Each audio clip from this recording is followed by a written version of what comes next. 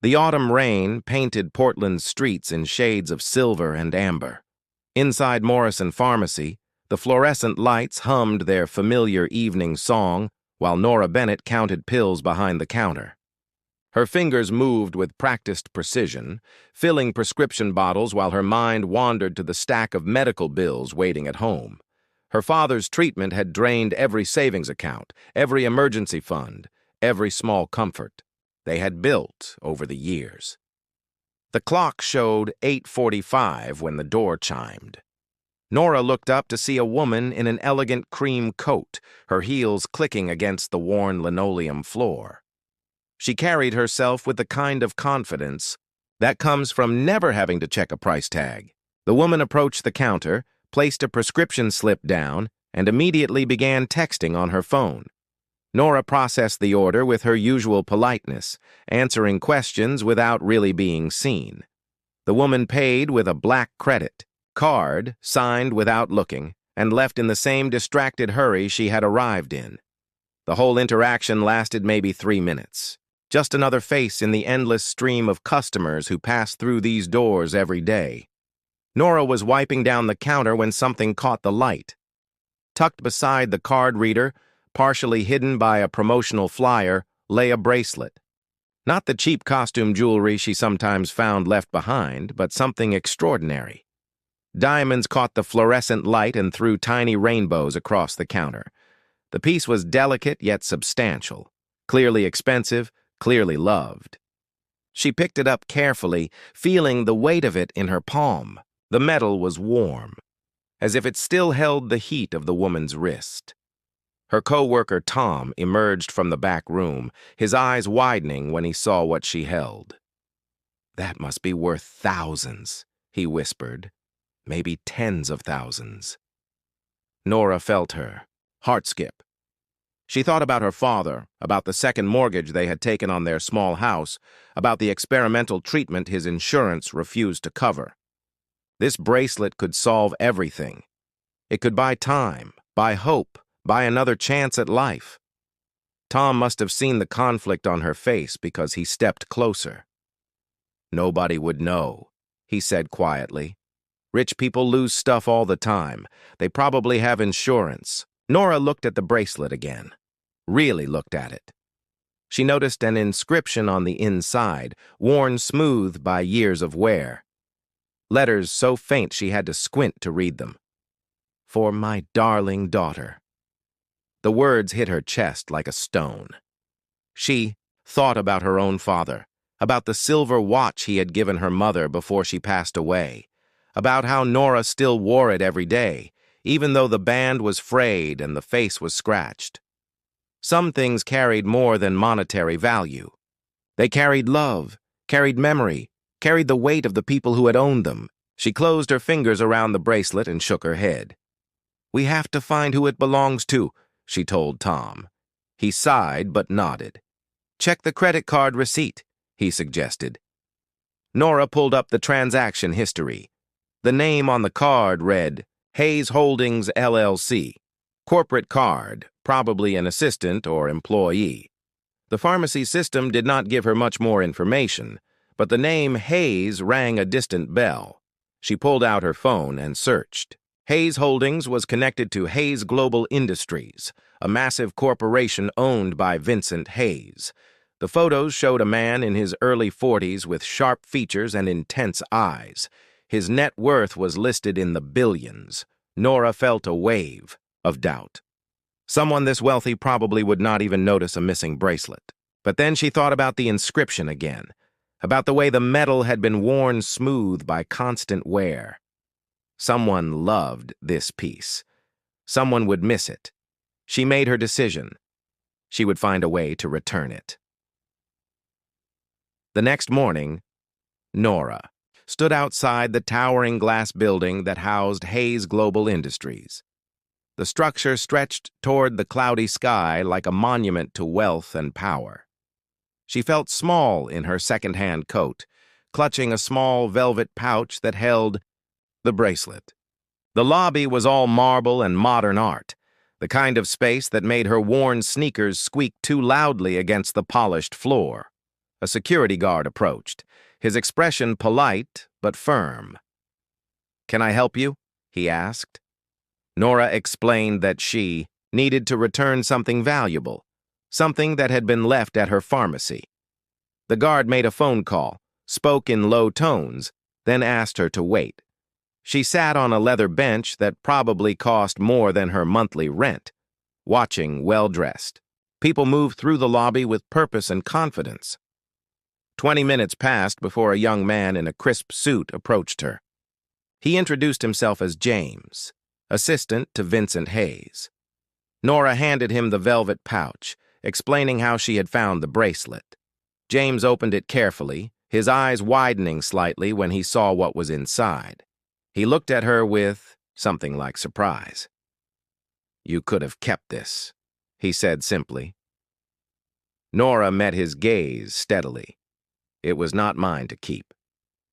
James studied her for a moment longer, then nodded slowly. He asked for her contact information, saying that someone would be in touch to express their gratitude.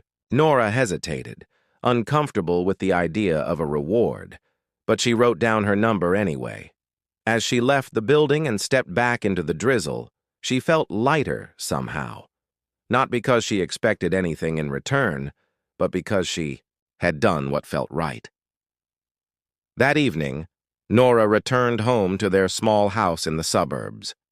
Her father sat in his usual chair by the window, an oxygen tube resting beneath his nose. His face was thin, his eyes tired, but he smiled when she walked in. "How was your day, sweetheart?" he asked. She told him about finding the bracelet, about returning it to the massive building downtown. She did not mention how much it was worth or how desperately she had been tempted. Her father reached out and squeezed her hand with what little strength he had left. "You did good, Nora. Your mother would be proud." She felt tears prick her eyes but blinked them away. She made him dinner, helped him with his medication, and tried not to think about the bills stacked on the kitchen table or the phone calls from debt collectors that she had been avoiding. She had made her choice. She would find another way to help him. She always did. That night, alone in her small bedroom, Nora pulled out the silver watch her father had given her mother. She wound it carefully, listening to the soft tick of its mechanism. The sound was steady, reliable, a reminder that some things endured beyond money and struggle. She thought about the bracelet, wondered who would receive it, wondered if they would understand how much it had cost her to let it go. She closed her eyes and whispered a small prayer into the darkness, not for reward or recognition, but simply for strength to keep going. For one more day, one more bill, one more moment with her father. The rain continued its gentle percussion against her window, and somewhere across the city, in a penthouse office overlooking the glittering lights, a man named Vincent Hayes held a diamond bracelet in his hands and made a decision that would change both their lives forever. The next afternoon brought unexpected sunshine to Portland, the kind that made wet streets glisten and turned puddles into mirrors. Nora was restocking shelves at the pharmacy when her phone buzzed. An unknown number. She almost ignored it, assuming it was another debt collector, but something made her answer. "This is Nora Bennett," she said cautiously. "Miss Bennett, this is James from Hayes Global Industries. We spoke yesterday." Her heart skipped. "Yes, I remember.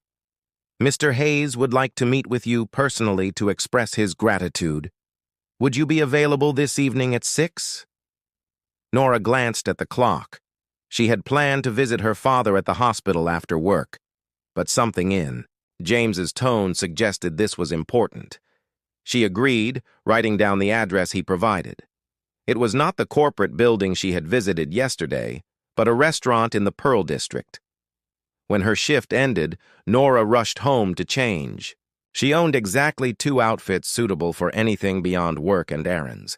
She chose the simple black dress her father had bought her for her college graduation, paired it with her only decent shoes, and pulled her dark hair into a neat bun. Looking in the mirror, She still felt underdressed for wherever she was going, but it would have to do. The restaurant was called Harvest, a place Nora had walked past dozens of times but never imagined entering. Soft lighting glowed through floor-to-ceiling windows, and even from outside she could see the elegance of white, tablecloths and crystal glassware. She took a deep breath and walked inside. The host greeted her warmly when she mentioned Vincent Hayes's name, leading her through the dining room to a private corner booth. Vincent Hayes stood as she approached. He was taller than she expected, dressed in a dark sweater and tailored pants that looked casual but certainly were not. His presence filled the space without overwhelming it. "Miss Bennett, thank you for coming. Please sit." His voice was smooth, controlled, the voice of someone accustomed to being heard. Nora slid into the booth, her hands folded in her lap to keep them from trembling. A server appeared immediately, pouring water and offering menus. Vincent ordered wine without asking if she wanted any, then turned his full attention to her. "The bracelet you returned belonged to my mother.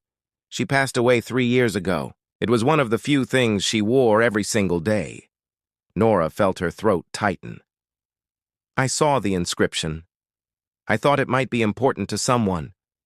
Important does not begin to cover it," Vincent said quietly. "After she died, I gave that bracelet to my sister Rebecca.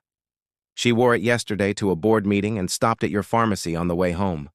She called me in tears last night, certain she had lost it forever." Nora did not know what to say. She was glad she had returned it, but sitting across from this man in this expensive restaurant made her feel like she had stumbled into the wrong life. Vincent leaned back slightly, studying her with those intense eyes she had seen in the photographs. "Most people would have kept it, sold it quietly. My assistant tells me you refused any reward. That is unusual." Nora met his gaze steadily. "It was not mine. Keeping it would not have felt right no matter how much I needed the money." Something shifted in his expression. "How much do you need?" he asked bluntly. The question caught her off guard. "Excuse me?" "Your financial situation." James did some research. "I know about your father's illness, the medical bills, the second mortgage. How much would solve your problems?" Nora felt heat rise to her cheeks, a mix of embarrassment and anger. "You investigated me for returning something that belonged to you? That feels less like gratitude and more like invasion." Vincent did not look apologetic. "I investigate everyone who demonstrates unusual integrity. In my experience, genuine honesty is either a sign of exceptional character or exceptional stupidity. I needed to know which one you were." Nora stood abruptly. "I think I should leave." She was halfway out of the booth when Vincent spoke again, his voice softer. "Please. I apologize.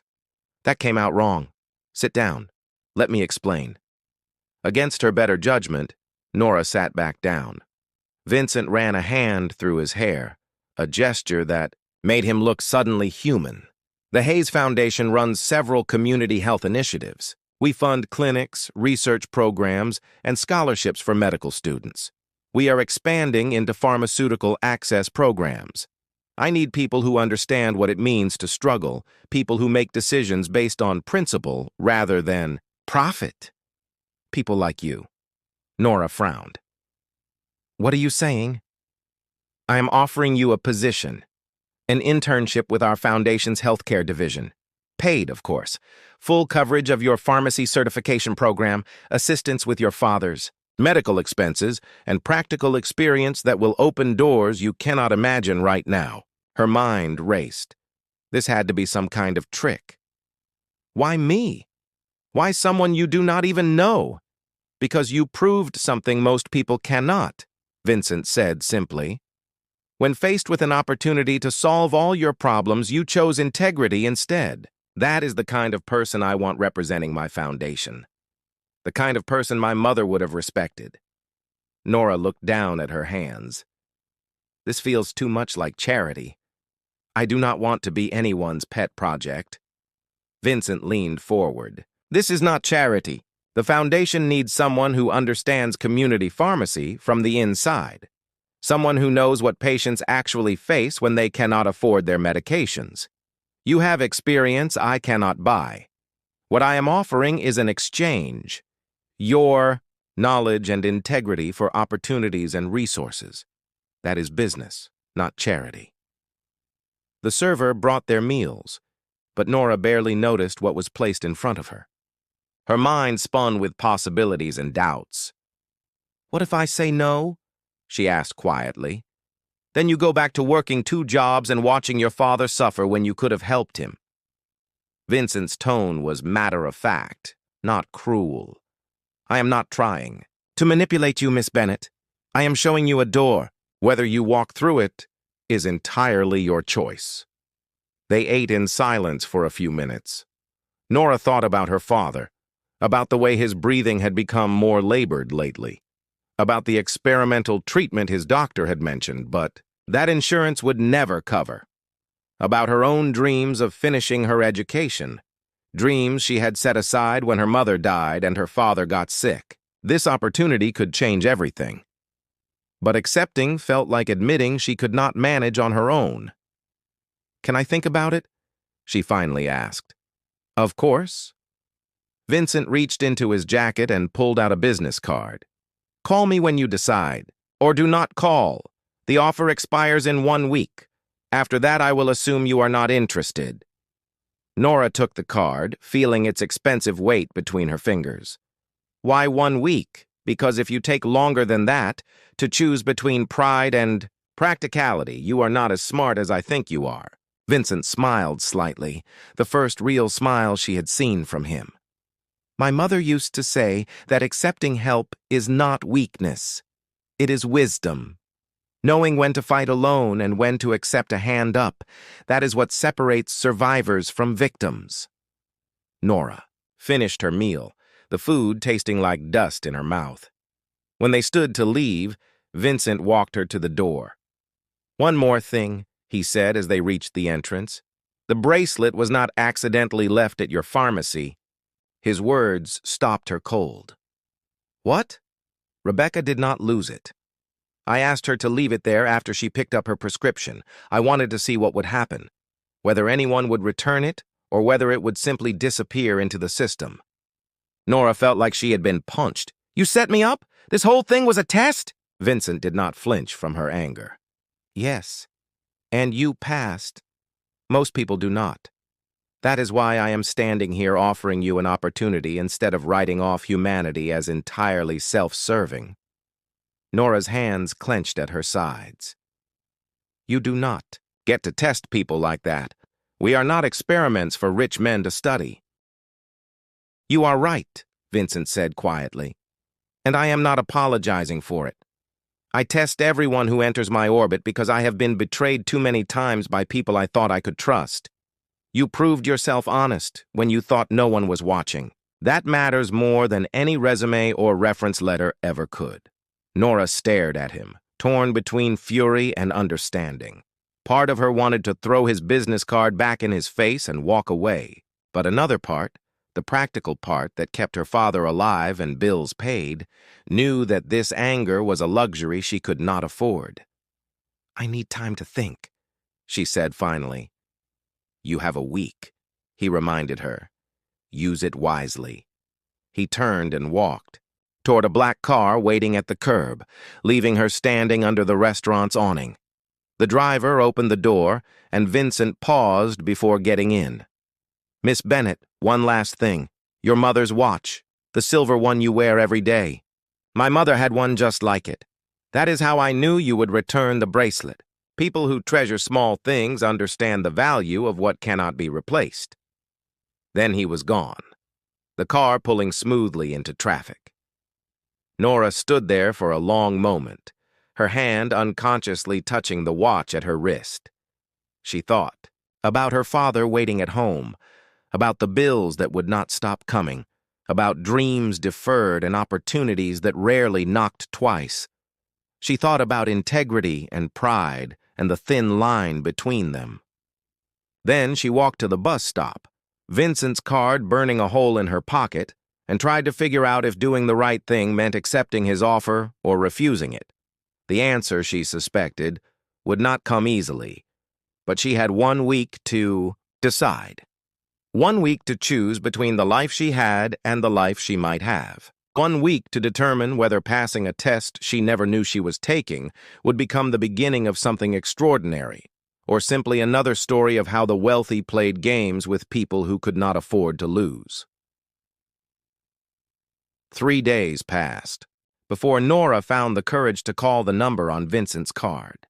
3 days of sleepless nights, conversations with her father, and long walks through rain-soaked streets trying to sort through her tangled feelings. Her father had been surprisingly clear when she told him about the offer. "Pride does not keep you warm at night, sweetheart. If this man wants to help, let him.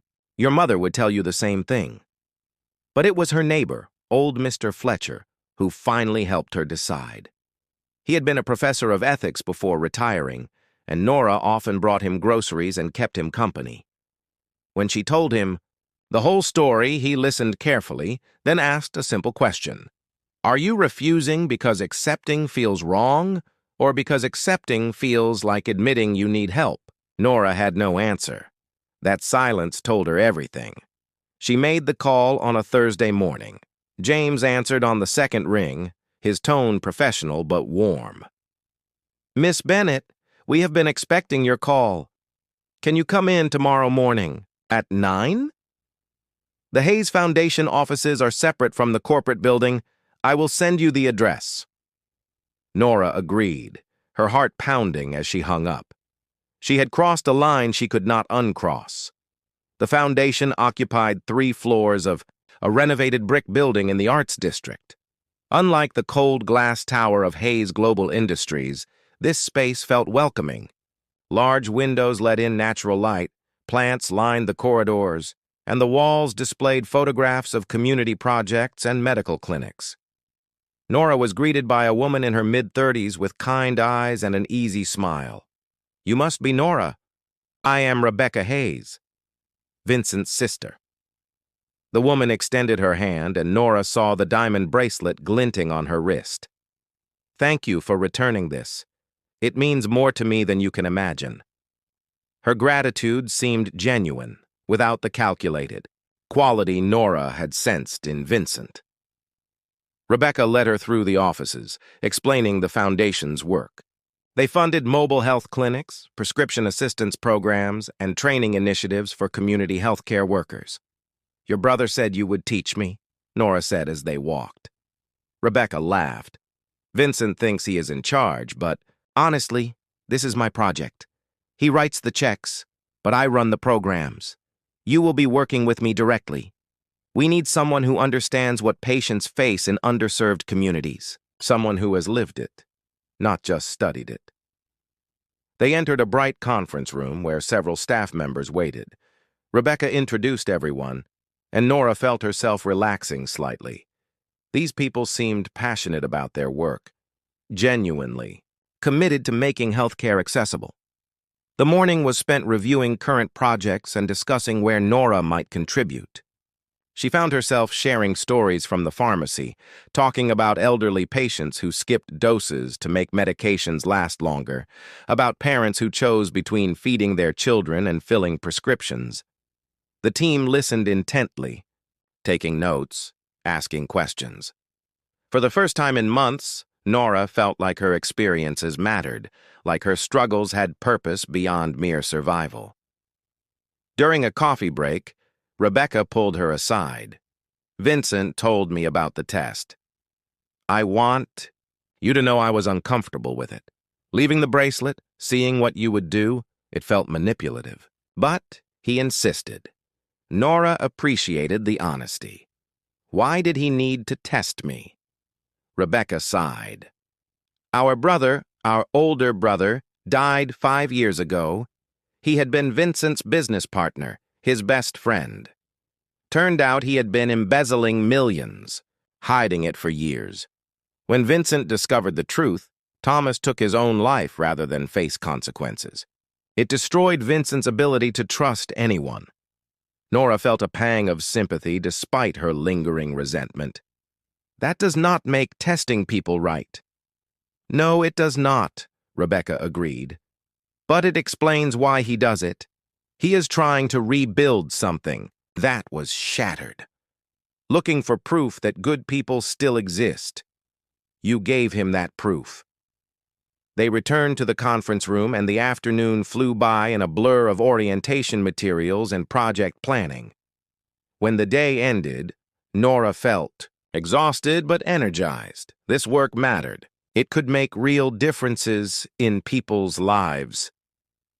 As she gathered her things, James appeared at the door. "Mr. Hayes would like to see you before you leave. His office is on the 3rd floor. Nora's stomach tightened, but she nodded. The elevator. Ride felt too short. Vincent's office was smaller than she expected, lined with bookshelves and dominated by a large desk covered in papers and photographs. He stood by the window, looking out over the city. "Miss Bennett." He turned, gesturing to a chair. "Please sit. How was your first day?" "It was good," she said carefully. "Your sister is impressive." "Rebecca is the heart of this foundation, Vincent." "Agreed. I am just the wallet." He sat across from her, his expression unreadable. "I owe you an apology. A real one this time. What you said at the restaurant was correct. I had no right to test you without your knowledge or consent. It was manipulative and unfair." Nora had not expected this. "Why are you apologizing now?" "Because Rebecca tore into me after she met you. She said if I wanted decent people around, I needed to start treating them decently." Vincent smiled faintly. "My sister has a way of cutting through nonsense. She is usually right." Nora felt some of her anger dissolving. "Your sister told me about your brother." "I am sorry for your loss." Vincent's expression darkened slightly. "Thomas taught me that trust is expensive and betrayal is cheap. But you are teaching me something different. That integrity exists even when nobody is watching. Even when keeping it costs you dearly. That is worth more than any business deal I have ever made." They sat in comfortable silence for a moment. Finally, Vincent spoke again. "I want to propose something beyond the internship.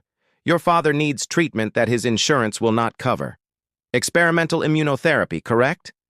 Nora's breath caught. "How do you know that?" "I know many things, Miss Bennett. It is both my greatest strength and worst flaw. The treatment costs around $200,000. The foundation has a medical assistance fund. I would like to cover it. No strings, no expectations, just help." Nora felt tears burning her eyes. "Why would you do that?" "Because my mother died of the same condition your father has. We caught it too late. She refused experimental treatment, said it was too expensive, that we should save the money for something practical. She died 6 months later." Vincent's voice cracked slightly. "I would give everything I own for one more conversation with her. You still have that chance with your father. Take it." Nora could not speak. The offer was too much, too generous, too impossible to accept without feeling like she owed him everything. Vincent seemed to read her thoughts. "This is not a loan or a favor. It is what my mother would have done if she were still alive. She believed wealth was meaningless unless it eased suffering. Let me honor her memory by helping someone who reminds me of who she was." The tears spilled over then. Nora wiped them away quickly, embarrassed, but Vincent handed her a tissue without comment. "I do not know what to say." "Say yes," he replied simply. "Let your father get the treatment. Work with the foundation. Help us make healthcare accessible to people like him. That is all I ask." Nora nodded, unable to form words. Vincent stood, walking back to the window. "You should go home. Tell your father the good news. We will handle all the arrangements." She stood on shaky legs, moving toward the door. At the threshold, she paused. "Mr. Hayes." He turned. "Thank you, not just for the treatment, but for seeing me as more than someone you tested." For the first time, his smile reached his eyes. "Call me Vincent. and thank you for proving that honesty still exists. It has been a long time since I believed that." Nora left the building in a daze. The autumn evening was cool and clear, the sky painted in shades of orange and purple. She called her father from the sidewalk, her voice shaking as she told him about the treatment, about the foundation covering everything. He cried, and she cried with him, standing on a busy street corner while people rushed past, none of them knowing that her entire world had just shifted on its axis. Over the following weeks, Nora threw herself into the work. She helped design a prescription assistance program based on her pharmacy experience. She visited community clinics, talking to patients and providers about gaps in care. She discovered she had a talent for connecting with people, for understanding their needs and translating them into actionable programs. Rebecca became a mentor and friend, teaching her about grant writing and program evaluation. The foundation staff welcomed her warmly, respecting her insights despite her lack of formal credentials. Her father began treatment at a specialized cancer center. The doctors were optimistic, talking about response rates and survival statistics that had seemed impossible just weeks ago. Nora visited him every evening after work, watching color return to his face, hearing strength return to his voice. He was proud of her, he said repeatedly. Her mother would have been proud too. Vincent remained a distant presence. She saw him, occasionally in meetings, where he listened more than he spoke, asking sharp questions but trusting his team's expertise. He never mentioned the test again, never treated her differently because of how they met. Slowly, Nora's resentment faded, replaced by reluctant respect.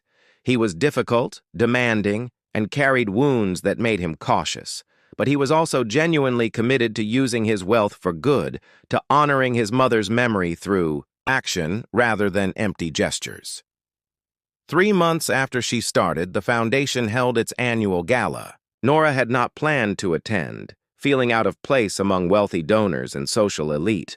But Rebecca insisted, even buying her a dress for the occasion. "You earned this," Rebecca said firmly. "You are not just staff. You are part of what we are building." The gala was held in a hotel ballroom, all crystal chandeliers and elegant flower arrangements. Nora felt like an imposter in her borrowed gown, but Rebecca stayed close, introducing her to donors and board members. Everyone seemed genuinely interested in the programs she had helped develop. Late in the evening, Vincent found her standing on a balcony overlooking the city. The noise of the party faded behind them, replaced by the quiet hum of traffic far below. "You look uncomfortable," he observed. "I am," she admitted. "This is not my world." "It was not mine either once," Vincent said. "I grew up in a small town in eastern Oregon. My father was a mechanic, my mother a teacher. Everything I have, I built. But I never forgot what it felt like to count pennies, to choose between heat and food. That is why this foundation exists." Nora looked at him with new understanding. "I judged you harshly when we met." "You had every right to," Vincent replied. "I tested you without consent, investigated your private life, and offered help in a way that felt like manipulation. But I hope you can see now that my intentions, however flawed the execution, were genuine." She nodded slowly. "My father finished his first round of treatment yesterday. The tumors are shrinking. The doctors are calling." "It's remarkable." Vincent's expression softened. "I am glad. Truly." They stood in comfortable silence, watching the city lights shimmer below. Finally, Nora spoke. "The bracelet.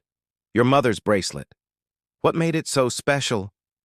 Vincent reached into his pocket and pulled out a small photograph, worn at the edges. His mother smiled from the image, the diamond bracelet visible on her wrist. "She wore this every day for 30 years.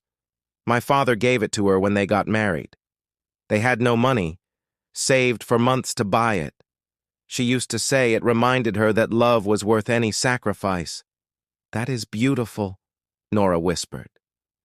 "She Taught me that wealth means nothing if you have nobody to share it with, Vincent continued. I spent years building an empire, thinking success would fill the emptiness Thomas left behind, but it did not. Meeting you, watching you choose integrity over survival, reminded me what actually matters. Nora felt her heart skip. What are you saying? Vincent turned to face her fully. I am saying that you changed something in me, Miss Bennett. Nora. You proved that goodness exists, that people can be trusted, that my mother was right about what makes life meaningful. I am saying thank you for returning more than just a bracelet. You returned something I thought I had lost forever. Hope. The moment stretched between them, charged with possibility. Nora realized that somewhere between anger and gratitude, between testing and trust, something unexpected had grown. Not just respect, but connection, understanding, maybe even the beginning of something deeper. Before either could speak again, Rebecca appeared at the balcony door. There you are. Vincent, the keynote speech. You are on in 5 minutes. Vincent nodded, but his eyes stayed on Nora. We should talk more. After this circus ends, she smiled. I would like that.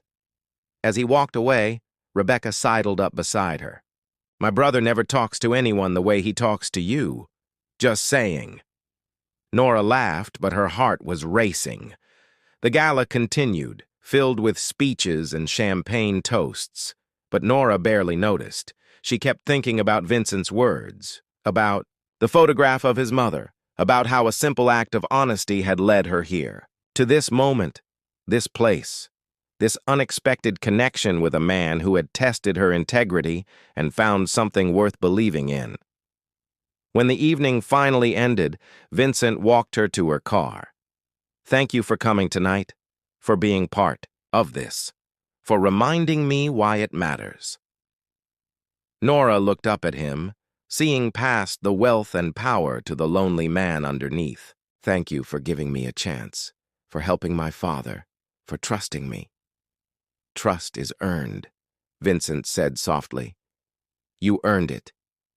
They stood close in the parking garage, the space between them charged with unspoken feelings. Nora knew she should leave, should maintain professional distance, but something kept her rooted there, unwilling to break the moment. Can I ask you something? She said quietly. Anything. When you left that bracelet at the pharmacy, what were you hoping to find? Vincent was quiet for a long moment. Proof, he finally said. Proof that my mother was right. That goodness still exists in the world. That not everyone is motivated by greed or self-interest.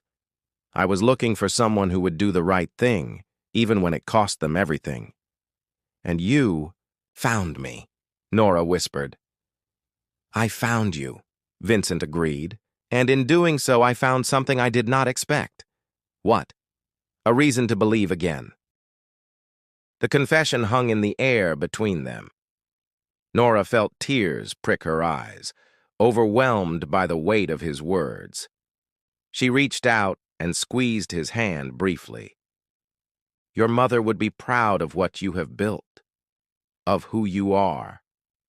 Vincent's fingers tightened around hers for just a moment, and your mother would be proud of who you are, of what you choose, even when choosing costs you everything. They separated slowly, the moment ending but not forgotten. As Nora drove home through the quiet city streets, she thought about how strange life could be. How a forgotten bracelet could change everything. How a test designed to prove humanity's corruption had instead revealed its beauty. How a billionaire searching for trust and a pharmacy assistant struggling to survive had found something neither expected to find. Hope, connection, and the beginning of something that felt remarkably like fate. Her father was awake when she arrived home, sitting in his favorite chair with color in his cheeks and strength in his voice. You look happy, sweetheart. Nora smiled, thinking of Vincent's words, of the way he had looked at her in the parking garage. I am, Dad. For the first time in a long time, I really am. And as she prepared for bed that night, she looked at her mother's silver watch on her nightstand, at Vincent's business card tucked beside it, and at the photo of her father smiling. She thought about integrity and trust, about tests passed and lives changed, about how doing the right thing, even when nobody was watching, had led her here. To this moment, this life, this unexpected gift. She whispered a quiet thank you into the darkness, to her mother, to fate, to whatever force had brought her and Vincent together. Then she closed her eyes and dreamed of possibilities, of second chances, of a future built on honesty and hope. A future that had started with a simple choice to return what was never hers to keep. A future that felt, for the first time in years, bright with promise. The end.